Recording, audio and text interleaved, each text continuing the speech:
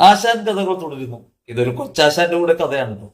ആശാൻ സമരക്കാരെപ്പോഴും വിളിക്കുന്നത് തുക്കിട തുക്കിട ഗ്യാങ്, പാകിസ്ഥാൻ തീവ്രവാദികൾ, ചൈന ചാരന്മാർ, തീവ്രവാദികൾ, ദേശദ്രോഹികൾ, പിന്നെ വേഷം കണ്ടാൽ അറിയാമെന്ന ചില സൂചനകളും അങ്ങനെയൊക്കെയാണ് ആശാൻ. ആശാനോട് ചോദ്യം ചോദിച്ചിട്ട് ഒരു കാര്യമില്ല. കാരണം പത്രലേഖകരെ കാണുന്ന പരിപാടി അദ്ദേഹത്തിനില്ല. ഇപ്പൊ കൊച്ചാശാനും കേരളത്തിൽ അതേ പരിപാടി തുടങ്ങിയിട്ടുണ്ട്. കൊച്ചാശാന് ചോദിച്ചു എന്തിനാ മംഗലാപുരത്ത് പോയേ? അതൊരു വൈകാരികമായ ഒരു മറുപടിയാണ്. ആദ്യം വിശ്വാസിയാണ് അത്ര തൊഴാൻ പോയത്. എങ്ങനെയാ പോയേ?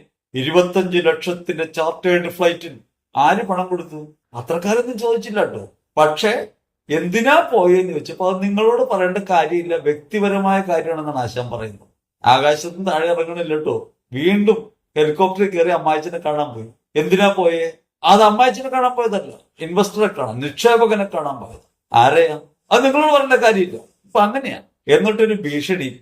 ഇങ്ങനെ ചോദ്യം തുടർന്നാൽ ആശാനെ പോലെ ഞാനും ഈ പണിയൊക്കെ നിർത്തും. ഏത് പണി? മാധ്യമങ്ങളെ കാണുന്ന പണി. ഭീഷണിയാ. വലിയ ആശാൻ നൽകിയ പേര് പോലെ തന്നെ കൊച്ചാശാനും കുറെ പേരെ കൊടുത്തിട്ടുണ്ട് പത്രക്കാർക്ക്. ആ ദേശാഭിമാനി കൈരളി. ചോദ്യം ചോദിക്കുന്നവരുടെ പേര് ദേശാഭിമാനി കൈരളി.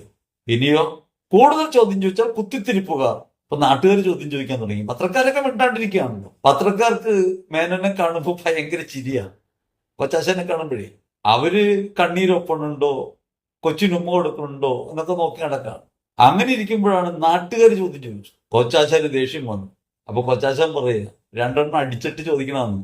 നമുക്കറിയില്ല കേട്ടോ ഈ ചോദ്യം ചോദിക്കുന്നവർക്ക് രണ്ടെണ്ണം അടിക്കണവരാണെന്ന്. അവരവരുടെ ശീലമായിരിക്കും.